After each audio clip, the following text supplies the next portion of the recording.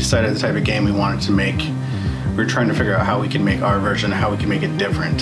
So the glove was kind of born of that, because the glove serves combat abilities and traversal abilities. That was one of the more interesting, harder things that we had to end up doing. It was definitely an interesting choice, one that we really, really liked. Made the character unique.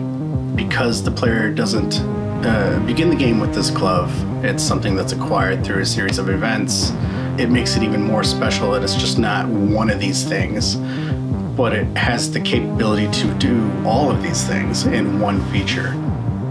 The first glove we ever showed was the mag glove.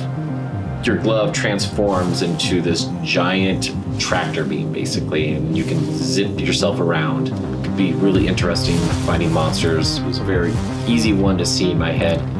And then the second glove we ever showed was the punch. And the punch is you basically get to destroy things. But what you can actually do with it in the world is actually one of the most used glove abilities. And just not to break walls. The warp glove allows you, of course, to warp. You can travel through certain monsters, you can travel through certain materials. The warp ended up causing a lot of problems with traversal, but we eventually got those figured out. We're finding people testing the game or using glove abilities in ways we didn't think they were going to use, so we've had to kind of be very reactive between level design and gameplay design with the glove abilities.